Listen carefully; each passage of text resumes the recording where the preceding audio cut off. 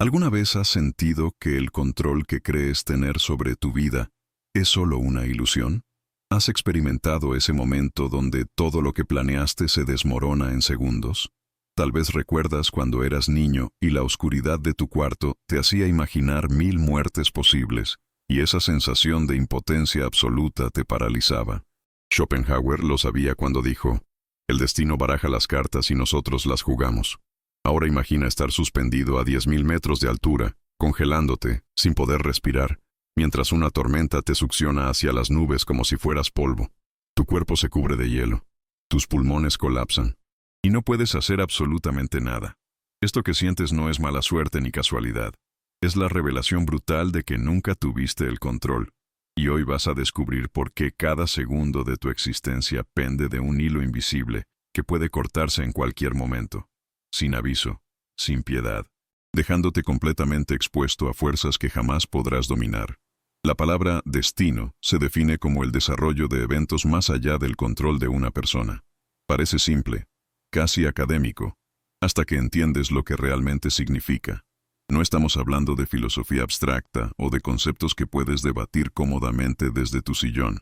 Estamos hablando de la cruda realidad de que existen fuerzas en este universo que no negocian contigo, que no escuchan tus súplicas, que no les importa cuánto has luchado o cuánto mereces vivir.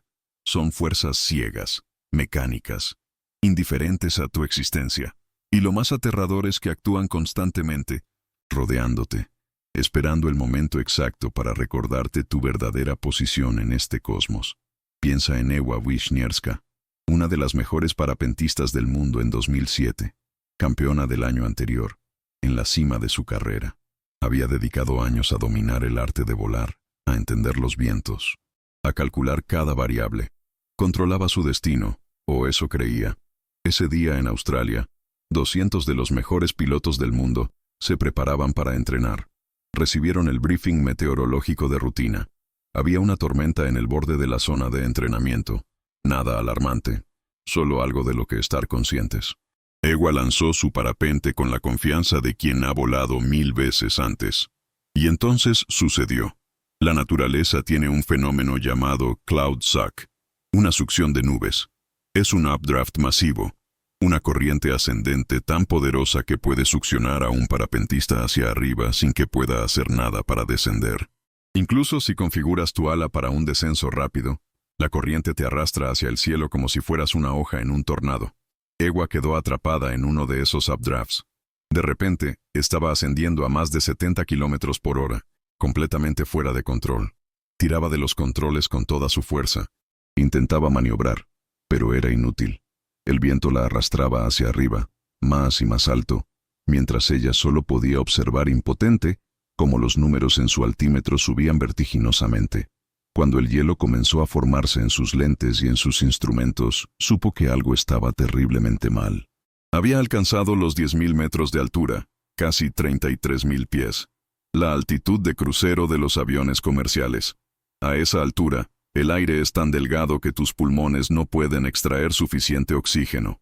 La temperatura es tan baja que tu cuerpo comienza a congelarse desde afuera hacia adentro. Y Ewa estaba allí, suspendida en el cielo, sola, sin oxígeno suplementario, sin protección térmica adecuada, mientras su conciencia se desvanecía lentamente. Lo último que sintió antes de desmayarse fue el frío penetrante y la certeza de que iba a morir. 40 minutos después, despertó. Milagrosamente, seguía volando. Estaba cubierta de hielo, 60 kilómetros lejos de donde había sido succionada, todavía a casi 7.000 metros de altura. Temblaba violentamente, confundida por la hipoxia, pero viva. Suerte, destino, control. Ella no controló nada. Sobrevivió porque el frío extremo ralentizó su metabolismo lo suficiente para que necesitara menos oxígeno mientras estaba inconsciente. Sobrevivió porque, de alguna manera, su parapente se mantuvo estable durante esos 40 minutos sin que ella lo piloteara. Sobrevivió porque las mismas fuerzas que casi la matan también la mantuvieron viva. Otro hombre en esa misma tormenta no tuvo tanta suerte. Fue alcanzado por un rayo y su cuerpo fue encontrado al día siguiente. 2 personas, la misma tormenta, el mismo entrenamiento, el mismo nivel de habilidad. Uno muere, la otra sobrevive. Y la diferencia no fue el control, ni la preparación, ni el mérito. Ahora piensa en esto. ¿Cuántas veces en tu vida has estado a segundos de la muerte sin siquiera saberlo? ¿Cuántas veces has cruzado una calle y un conductor distraído frenó justo a tiempo? ¿Cuántas veces has respirado y tus pulmones funcionaron perfectamente? Tu corazón latió sin fallar. Tu cerebro procesó información sin colapsar. Damos por sentado que vamos a despertar mañana. Damos por sentado que nuestro cuerpo seguirá funcionando, que la gravedad nos mantendrá en el suelo, que el aire será respirable. Pero son suposiciones. No son garantías. Son apuestas que hacemos cada segundo sin siquiera pensar en ellas. En 1997, un hombre conducía por una carretera desolada en medio de la noche cuando los frenos de su auto fallaron. No tuvo tiempo de pensar, solo de reaccionar. Un segundo estaba conduciendo normalmente. Al siguiente su auto estaba destrozado en una zanja. Se golpeó la cabeza, se rompió el brazo, probablemente también algunas costillas. Sangraba. Estaba en un dolor indescriptible.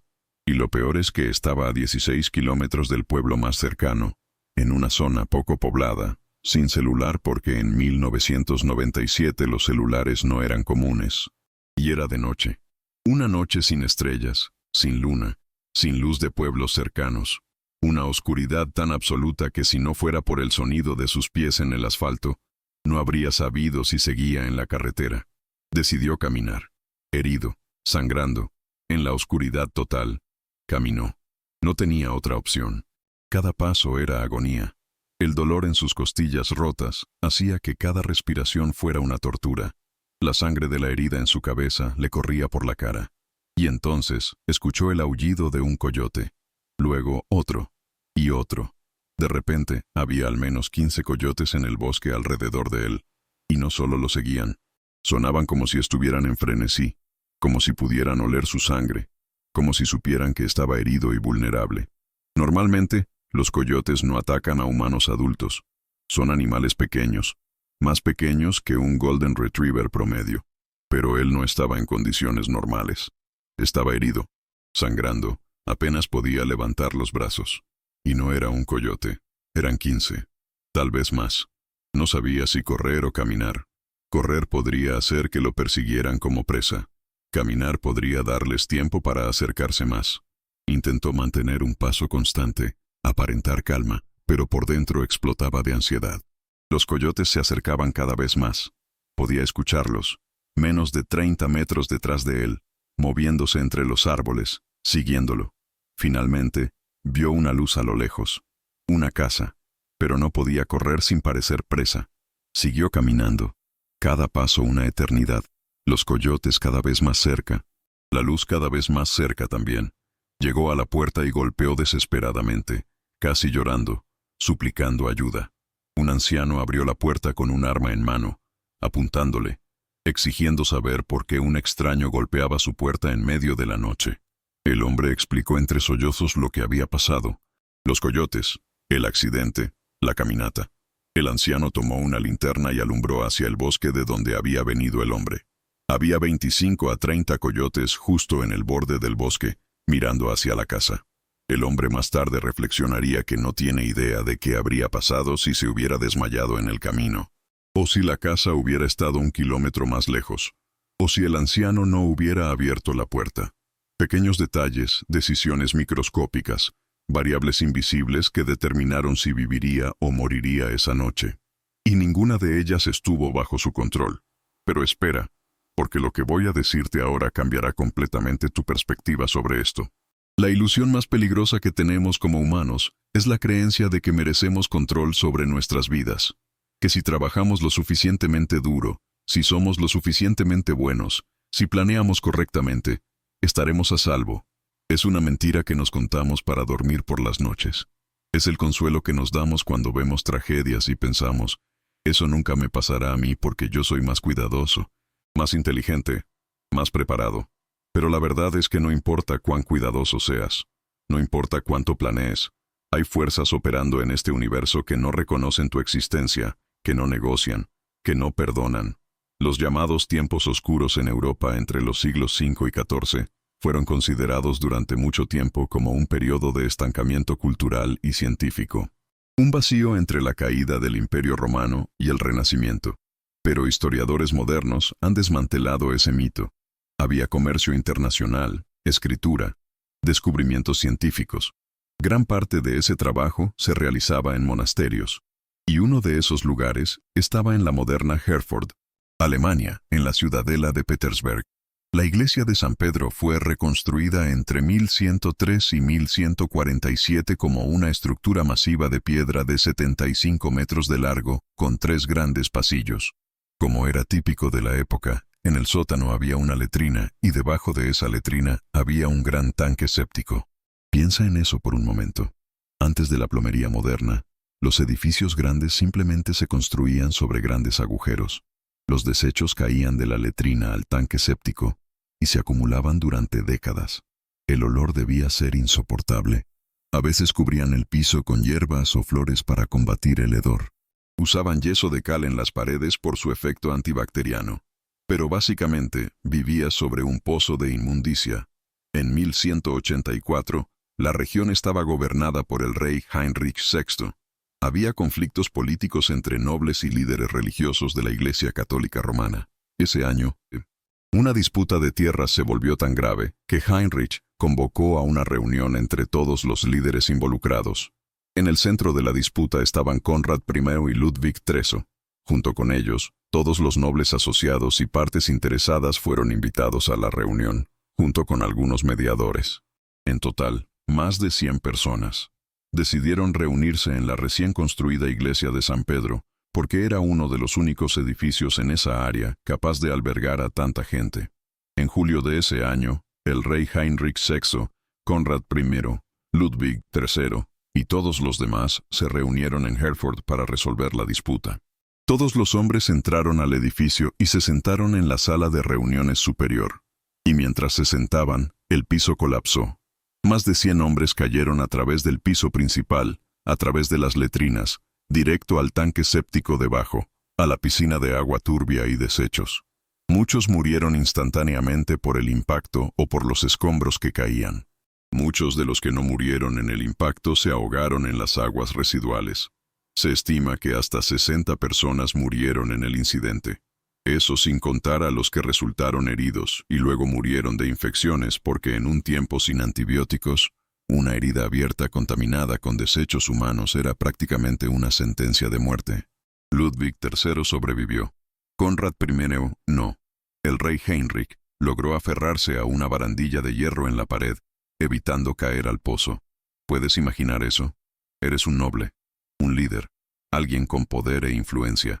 Vas a una reunión para resolver una disputa de tierras, y de repente, el piso cede bajo tus pies y caes 15 metros hacia un tanque lleno de décadas de excremento humano. Si el impacto no te mata, te ahogas en inmundicia. Si logras sobrevivir a eso, probablemente mueras de una infección días después. No hay dignidad en esa muerte. No hay sentido. Solo la cruda realidad de que un piso podrido se dio en el momento equivocado, y tu vida terminó de la manera más horrible imaginable. Freud lo entendía cuando hablaba de lo unheimlich, lo siniestro, esa sensación de que lo familiar se vuelve extraño y amenazante. Ese edificio era familiar, seguro, hasta que no lo fue. Pero aquí está lo que lo cambia todo. No se trata de evitar el destino. No se trata de estar más preparado o ser más cuidadoso. Se trata de aceptar que tu existencia es fundamentalmente precaria y que esa precariedad es lo que le da significado a cada momento. Cuando entiendes que podrías morir en cualquier segundo, cuando realmente aceptas eso en tu núcleo, cada respiración se vuelve sagrada. Cada conversación, cada puesta de sol, cada abrazo, cada segundo de conciencia se convierte en un milagro. El 11 de abril de 1963, nacieron 2 niñas gemelas en Adén, Yemen, llamadas June y Jennifer. La familia se mudó al Reino Unido poco después de su nacimiento. Al principio, todo parecía completamente normal. Pero cuando las niñas comenzaron a hablar, sus padres se dieron cuenta de que algo era diferente. Su habla estaba retrasada en comparación con otros niños de su edad y parecían inusualmente inseparables. Poco después, las gemelas parecieron desarrollar un lenguaje privado que solo ellas podían entender. Y no solo hablaban en este idioma extraño, lentamente dejaron de comunicarse con cualquier otra persona. El bullying severo en la escuela exacerbó esto y las gemelas se volvieron aún más retraídas y dependientes una de la otra. Para cuando June y Jennifer eran adolescentes, el idioma que hablaban entre sí era completamente ininteligible para cualquier otra persona. Se negaban a comunicarse con nadie fuera de su familia, o incluso a leer o escribir en la escuela. Cuando estaban en público, también pretendían ser la otra y frecuentemente reflejaban perfectamente el comportamiento de la otra. Sus padres, cada vez más preocupados, decidieron separarlas enviándolas a diferentes internados. La esperanza era que esto las ayudaría a volverse independientes y expandirse socialmente, pero desafortunadamente, esto hizo exactamente lo contrario. Cada una de las niñas fue casi completamente no reactiva después de su separación. En un momento se necesitaron 2 personas para sacar a June de la cama, y cuando finalmente lo hicieron, la apoyaron contra una pared y simplemente se quedó allí sin vida. Después de darse cuenta de que el experimento fue un fracaso, las gemelas se reunieron y se volvieron aún más retraídas en privado. Ya no hablaban con sus padres excepto por carta y pasaban la mayor parte de su tiempo en sus habitaciones jugando con muñecas y creando escenarios de fantasía. A pesar de su dificultad lingüística temprana, desarrollaron una pasión por la escritura creativa y escribieron varias novelas que intentaron publicar. Una de estas fue publicada cuando tenían poco más de 18 años. Pero para entonces, las niñas comenzaron a cansarse de estar aisladas en sus habitaciones. Poco después, comenzaron a experimentar con drogas y alcohol y tuvieron una ola de crímenes de 5 semanas que culminó con su arresto y acusación de incendio provocado en 1981. Esto las llevó a ser admitidas en un hospital psiquiátrico de alta seguridad conocido como Broadmoor, indefinidamente bajo la Ley de Salud Mental de 1983. Desafortunadamente para las gemelas, el hospital fue mucho menos indulgente que su familia o escuela. Inicialmente, intentaron permanecer completamente en silencio, pero a medida que se volvían cada vez más miserables en el hospital, comenzaron a hablar con la esperanza de ser liberadas. También fueron tratadas con varios medicamentos psiquiátricos durante este tiempo que afectaron su capacidad para seguir escribiendo creativamente. Finalmente, 12 años después de su estadía en Broadmoor, las gemelas estaban programadas para ser trasladadas a un hospital psiquiátrico de menor seguridad. Pero el día de su traslado, Jennifer llegó a la nueva instalación sin respuesta. Poco después, fue declarada muerta debido a una inflamación del corazón a los 29 años. Y aún más impactante, June comenzó a hablar normalmente como si lo hubiera estado haciendo todo el tiempo. Y todavía en este video, voy a revelarte la conexión oculta entre el silencio de las gemelas y su muerte que casi nadie logra ver. Una periodista de investigación llamada Marjorie Wallace escuchó sobre su historia a principios de los años 80 y se acercó a los padres de June y Jennifer. Eventualmente, organizaron que Marjorie visitara la casa de la familia, y fue allí donde descubrió que las gemelas tenían una vida privada rica y vibrante. Les mostraron su habitación y sus escritos, y Marjorie se volvió comprensiva con las niñas que el mundo había descartado como extrañas. Antes de que fueran oficialmente internadas en el hospital Broadmoor, las visitó en prisión y lentamente comenzaron a abrirse a ella. En particular, descubrió que estaban realmente interesadas en hablar sobre su escritura. Con el tiempo, las 3 se volvieron más cómodas y pasaron gran parte de sus reuniones bromeando y riendo. Pero simultáneamente, Marjorie aprendió que cada una guardaba un secreto oscuro. Había sido autorizada a revisar sus viejos diarios y descubrió que cada una tenía serio desdén por la otra. En los diarios de June, describía a Jennifer como una sombra oscura sobre su vida. En los diarios de Jennifer, describía a las 2 como enemigas fatales. A lo largo de los años, estos sentimientos parecieron convertirse en miedo mutuo. Pero June parecía tener mucho más miedo de Jennifer que al revés. Días antes de que fueran trasladadas del hospital de alta seguridad al de menor seguridad, Marjorie fue a reunirse con las gemelas como normalmente lo hacía, pero al azar durante su reunión, Jennifer soltó que tendría que irse. Explicó que habían decidido que sería Jennifer y que habían concluido que una de ellas necesitaba irse para que la otra viviera. En lugar de descartar esta afirmación, Marjorie se asustó por su explicación porque parecía completamente seria. Marjorie expresó este miedo a los doctores, pero le aseguraron que serían supervisadas de cerca. Entonces, En la mañana en que debían ser transferidas, Jennifer se quejó de que no se sentía bien. En el viaje, apoyó su cabeza en el hombro de June y cayó en coma. Cuando llegaron, no respondía y poco después falleció. La causa oficial de muerte fue inflamación del corazón, y los doctores en la nueva clínica piensan que fue debido a la medicación que recibió durante su estadía en Broadmoor. Pero obviamente esto era extraño, porque June recibió la misma medicación y estaba en perfecto estado de salud a su llegada. Después de la muerte de Jennifer, según Marjorie, June no parecía estar de luto. Casi parecía como si fuera una nueva persona. Las dos se sentaron y hablaron como nunca antes habían hablado. Según June, la muerte de Jennifer le permitiría ser libre, y ahora viviría por las dos. Marjorie le preguntó por qué habían guardado silencio desde una edad temprana, y June dijo que habían hecho un pacto de no hablar con nadie excepto entre ellas. Jung entendía esto cuando hablaba de la individuación, ese proceso doloroso de separarse y convertirse en uno mismo. Para June y Jennifer, la individuación era imposible mientras ambas existieran. Una tenía que morir para que la otra pudiera vivir. El proceso no fue fácil, ni limpio, ni justo. Fue brutal, misterioso y cargado con una lógica que desafía toda racionalidad. Pero fue necesario. June ahora vive en el Reino Unido, cerca de su familia, llevando una vida aparentemente normal. También escribió un poema para la lápida de Jennifer que dice: «Una vez éramos dos, dos hicimos uno, ya no más dos, a través de la vida sé uno, descansa en paz». Ese poema no es un cierre, es una aceptación. Es el reconocimiento de que algunas cosas no tienen sentido, no pueden ser explicadas, no pueden ser resueltas. Solo pueden ser aceptadas y llevadas contigo como una herida sagrada. Y aquí está la verdad final que nadie quiere admitir. Tú ya sabes todo esto. En algún lugar profundo dentro de ti, siempre lo has sabido. Sabes que no tienes control. Sabes que tu vida pende de un hilo. Sabes que en cualquier momento, todo podría terminar. Pero has construido capas y capas de negación para no tener que enfrentar esa verdad. Has creado rutinas, planes, metas, ilusiones de estabilidad. Y eso no es necesariamente malo. Es humano. Es como sobrevivimos. Pero hay un costo. El costo es que vives dormido. Vives en piloto automático. Vives como si tuvieras tiempo infinito cuando sabes que no lo tienes. Ewa Wisniewska pudo haber muerto en esa tormenta. El hombre perseguido por coyotes pudo haber muerto en ese camino. Los nobles en Hereford murieron en ese tanque séptico. Jennifer murió misteriosamente a los 29 años.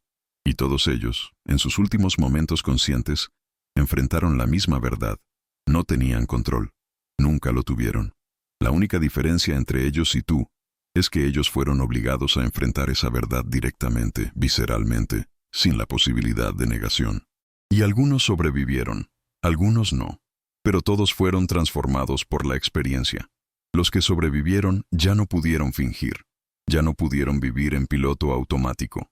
Cada momento después de eso fue prestado, regalado, milagroso.